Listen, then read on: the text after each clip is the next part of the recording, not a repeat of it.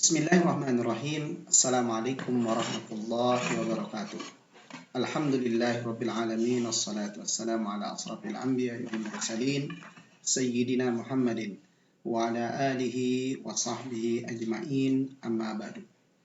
Para pemirsa yang dirahmati Allah Subhanahu wa taala, kita akan melanjutkan untuk membahas salah satu buku yang ditulis oleh Dr. Wasfi Al-Sur Abu Zaid dengan judul Metode Tafsir Maqasidi.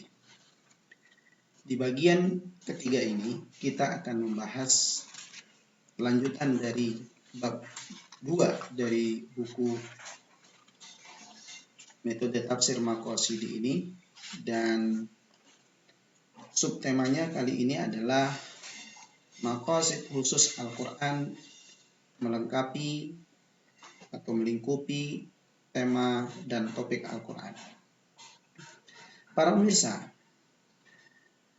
kalau kita melihat maqasid tematik yang dibahas dalam maqasid khusus ini hanya dapat ditemukan di beberapa bagian Al-Quran.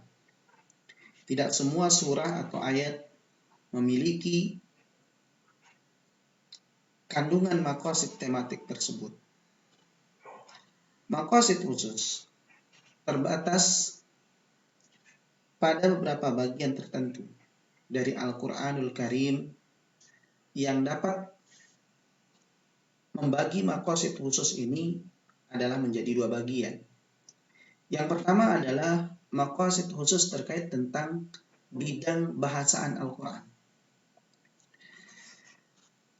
Yang dimaksud dengan maqasid khusus terkait dengan bidang bahasaan Al-Quran ini adalah berkaitan tentang bahasaan ini dengan bagian tertentu dari hukum syariat atau apa yang terkait dengan hal tersebut atau dengannya, di mana Al-Quran itu memiliki berbagai bidang bahasaan.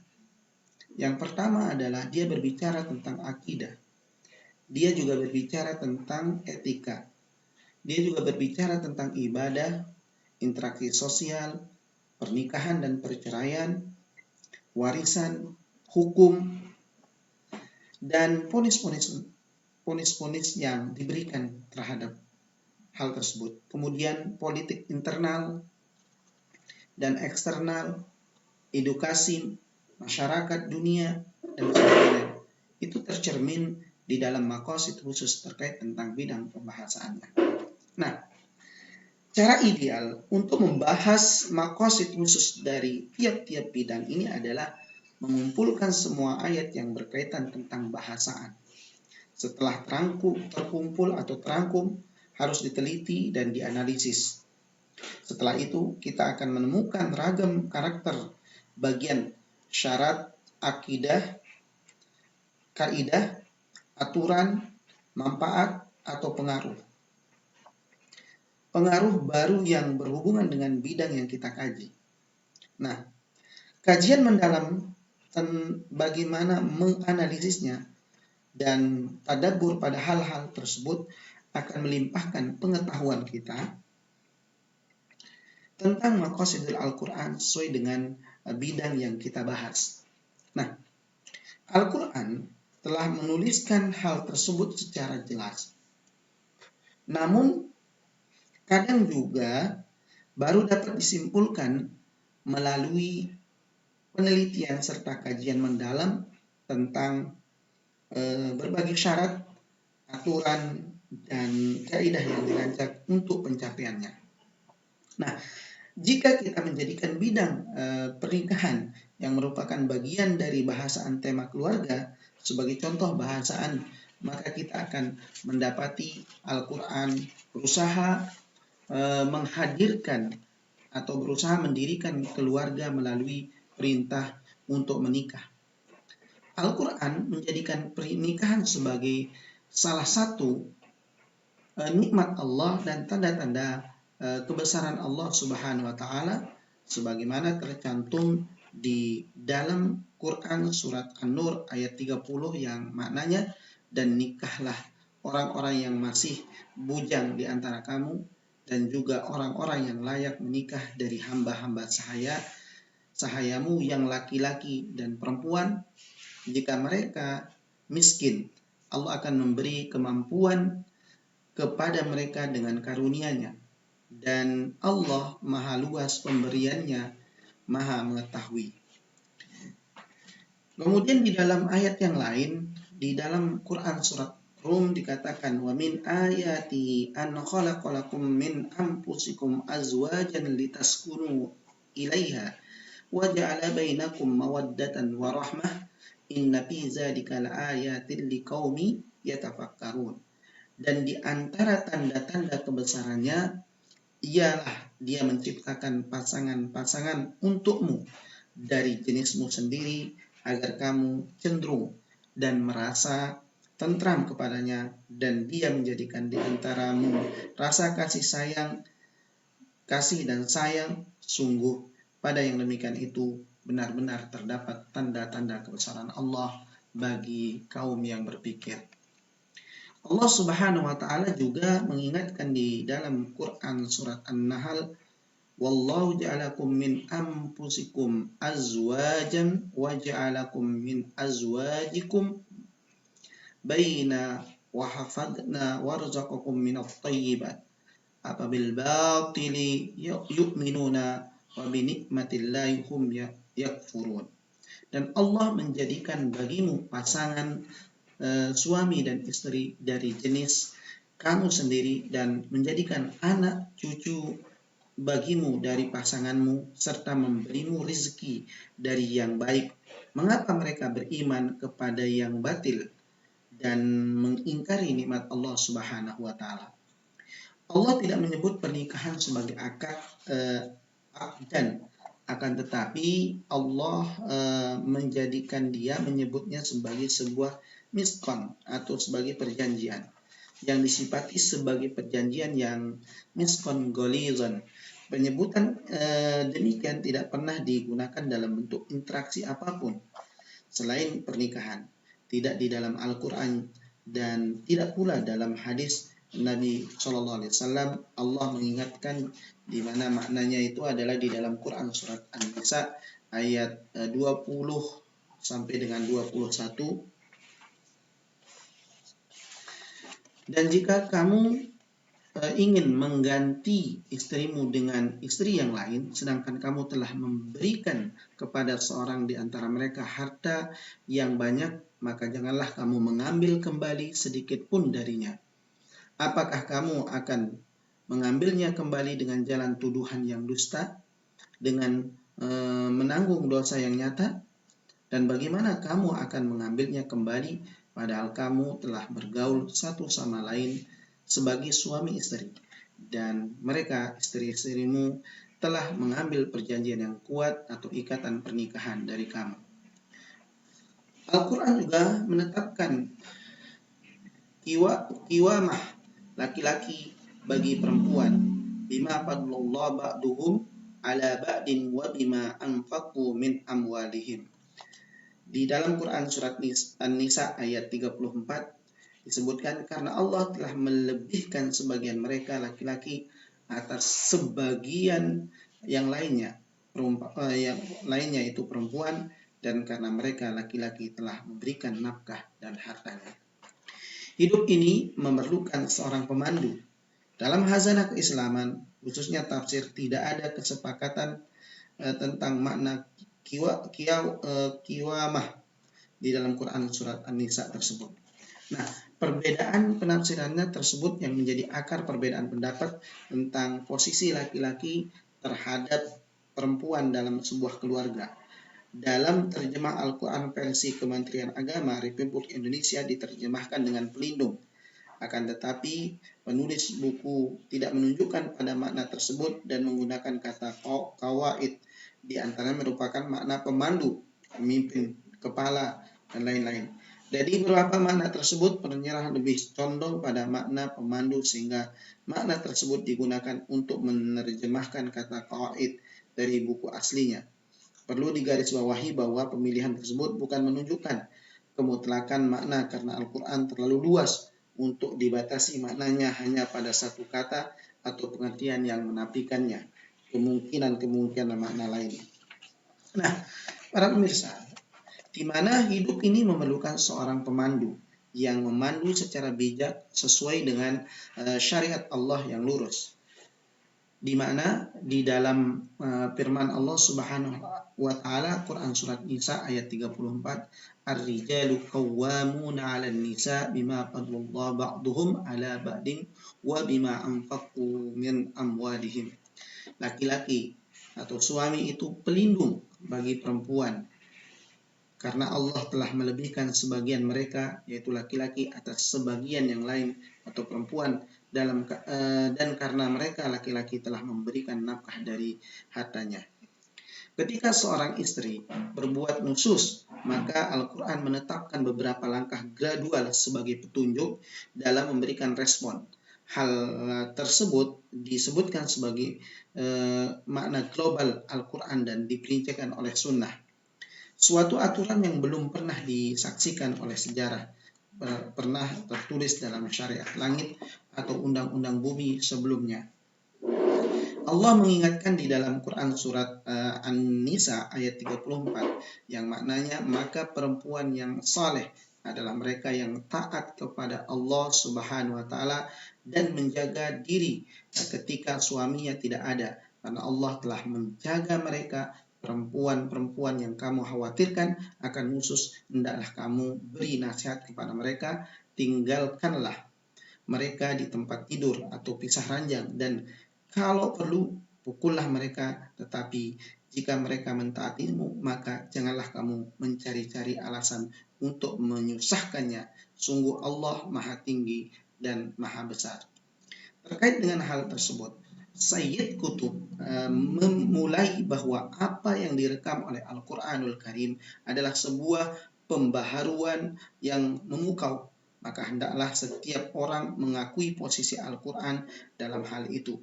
Ketika terjadi perselisihan antara suami dan istri, Al-Quran tidak membiarkan substansi keluarga hancur dan cerai-berai. Sebaliknya, Al-Quran menetapkan langkah-langkah untuk menjaga keluarga tersebut tetap utuh, menjauhkan apa yang memungkinkan terkoyak dan tercederai. Nah, Al-Quran memerintahkan kedua suami istri untuk mendatangkan dua orang wakil yang adil, yang wakil keluarga, untuk melakukan perdamaian antara keduanya.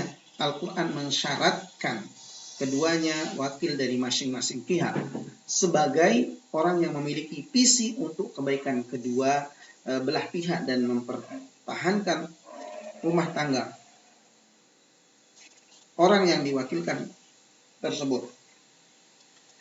Sebagaimana Allah Subhanahu mengingatkan, wa in hibtum shiqaqum bainahuma fab'asu hukman min ahlihi wa hukman min ahliha in yurida islahan yuwaffiqillahu bainahuma innallaha kana aliman khabira. Dan jika kamu khawatir terjadi persengketaan antara keduanya, dan maka kirimlah seorang juru damai dari keluarga laki-laki dan seorang perempuan. Jika kedua juru damai ini bermaksud mengadakan perikatan, niscaya Allah akan memberikan taufik kepada suami istri. Sungguh Allah Maha Teliti, Maha Mengenal. Nah, para pemirsa yang dirahmati Allah Subhanahu wa taala, orang yang mencermati bahasaan ini, kata Syekh Dr. Washfi Ashur, yang merupakan bagian dari tema keluarga, akan melihat dengan jelas dan yakin bahwa Islam memiliki sebuah tujuan yang jelas. Islam berusaha meneguhkan berdirinya keluarga, baik di awal, tengah, maupun di akhirnya perjalanan dari kekeluargaan itu.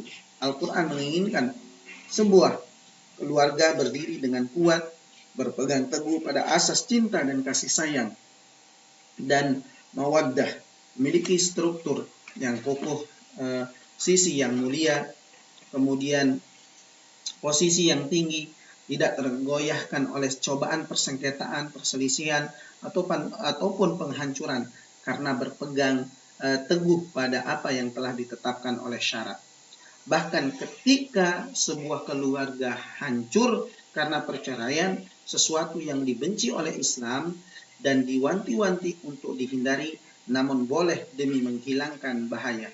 Islam tetap mengajarkan kebaikan. Wa iyyatafarraqa yughnillahu kallam min sya'atih wa kana Allahu wasi'an hakiman. Dan jika keduanya bercerai-berai, maka Allah akan memberikan kecukupan pada masing-masing dari karunia-Nya, dan Allah maha luas karunia-Nya dan maha bijaksana. Para pemirsa yang dirahmati Allah Subhanahu wa taala, hingga pada saat seperti itu atau perceraian itu, Al-Quran memerintahkan agar proses melepaskan tali pernikahan tetap dilaksanakan dengan cara yang baik, ihsan, dan meminta kepada kedua belah pihak untuk saling memperlakukan dengan segala keutamaan serta kebaikan, dan bukan dengan saling memperlakukan dengan segala keutamaan serta kebaikan dan dengan keadilan yang luar biasa. Allah mengingatkan di dalam Quran surat Al-Baqarah disebutkan bahwa, dan jika kamu menceraikan mereka sebelum kamu sentuh atau campuri, padahal kamu sudah menentukan maharnya, maka bayarlah 1/2 dari yang telah kamu tentukan, kecuali jika mereka membebaskan atau dibebaskan oleh orang yang akad nikah ada di tangannya. Nah, pembebasan itu lebih dekat kepada takwa. Dan janganlah kamu lupa kebaikan di antara kamu, sungguh Allah maha melihat apa yang kamu kerjakan. Al-Baqarah ayat 237. Demikian juga Al-Quran menggambarkan sebuah gambaran yang sangat ideal dalam kehidupan suami istri. Dari gambaran tersebut terlihat jelas apa yang diinginkan oleh Al-Quran. Gambaran yang didapatkan dengan cara mengumpulkan ayat-ayat Al-Quran, kemudian mencermati, memeriksa, kemudian langkah-langkah dan hukum-hukum yang telah dirancang oleh ayat tersebut. Nah, pada pembahasan bidang kisah-kisah Al-Quran misalnya, sebagai contoh, Syekh Tahir Ibnu Ashur menjelaskan bahwa sungguhnya tujuan pemaparan kisah-kisah tersebut bukanlah demi tujuan main-main ataupun sekedar hiburan. Al-Quran memiliki target-target lain yang ingin dicapai, yang ingin didapatkan, yang ingin dicapainya. Ibnu Ashur menuliskan sesungguhnya salah satu maqasidul Al-Quran dari penyebutan kisah-kisah masa lalu adalah agar umat muslim mengambil iktibar tentang kebaikan dan keburukan. Bisa dibaca di dalam tafsir At-Tahrir wa Tanwir yang ditulis oleh Syekh Ibnu Ashur. Nah, para pemirsa yang dirahmati Allah Subhanahu wa taala, demikian dalam setiap bidang bahasaan Al-Quran, kita dapat melakukan proses dedukasi terhadap ayat-ayat satu topik dengan mencermati dan mengumpulkannya. Dari sanalah kita dapat menentukan maqasid dari bahasan itu ataupun tidak. Nah, ini yang berkaitan tentang maqasid khusus, ya. Maqasid khusus yang pertama, yaitu maqasid Al-Quran yang berkaitan tentang maqasid terkait tentang bidang bahasaan Al-Quran. Nah, kemudian yang kedua itu adalah maqasid khusus terkait dengan tema-tema yang ada. Nah, inilah yang disebut sebagai tafsir tematik.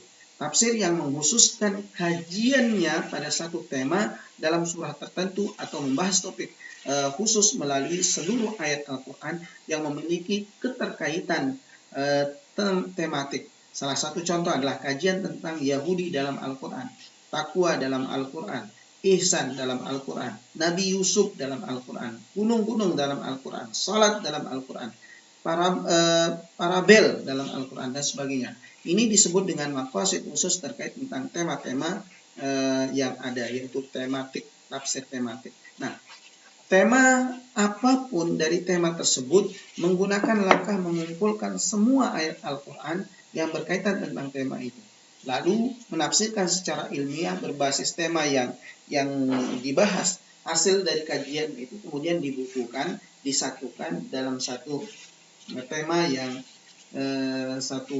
yang utuh yang mencakup beberapa bahasan sederhana dalam bentuk tafsir analisis. Seorang peneliti yang menggunakan metode ini akan fokus pada tema-tema dan pokok yang dikehendakinya, serta dapat mengetahui perspektif Al-Quran tentang tema tersebut dengan mudah.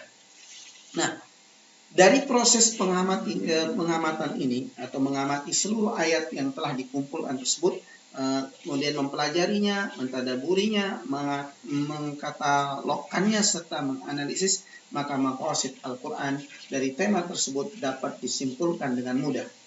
Nah, inilah yang ingin disampaikan oleh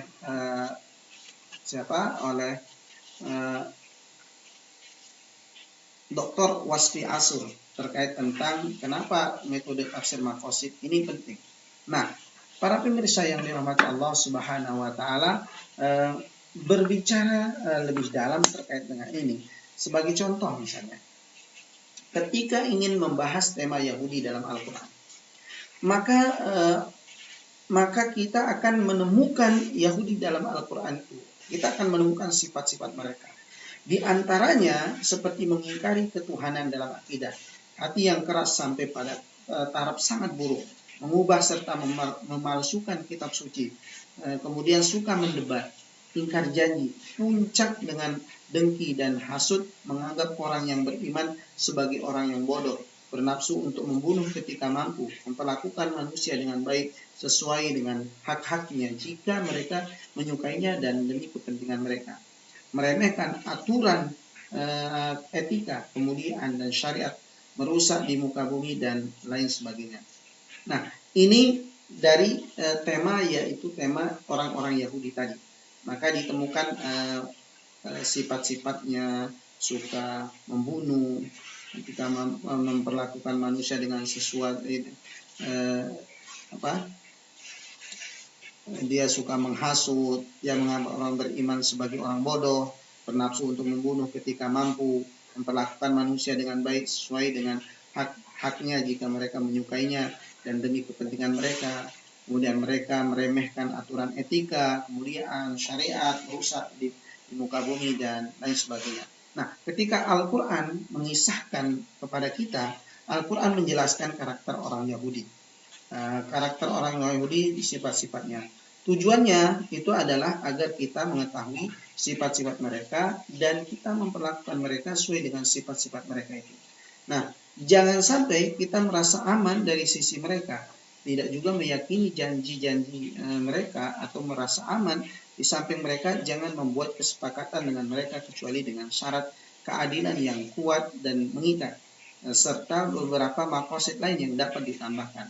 Nah, kajian atas sebuah tema dari semua aspek akan membuka perspektif Al-Quran atas tema tersebut. Dengan demikian akan terlihat jelas maqasid Al-Qurannya dan juga target-target yang ingin dicapai melalui proses pengamatan ataupun tadabbur atas semua aspek dan sisi-sisinya yang dibahas di dalam hal tersebut. Nah, setelah kita mengetahui dua langkah tadi yang disebutkan daripada maqasid khusus Al-Quran meliputi tema dan topik Al-Quran, yaitu maqasid khusus terkait tentang bidang bahasaan, kemudian maqasid yang berkaitan tentang tema dari tema-tema yang ada. Nah, oleh karena itu, jika kita memahami ini, kita akan menemukan sebuah hal yang sangat luar biasa untuk mendapatkan pemahaman terkait itu. Para pemirsa yang dirahmati Allah Subhanahu wa taala, itulah bacaan kita hari ini terkait tentang tema yang ada di dalam metode tafsir maqasid yang ditulis oleh Dr. Wasfi Asur Abu Zaid. Semoga bermanfaat. Kita akan lanjutkan pada pertemuan selanjutnya. Assalamualaikum warahmatullahi wabarakatuh.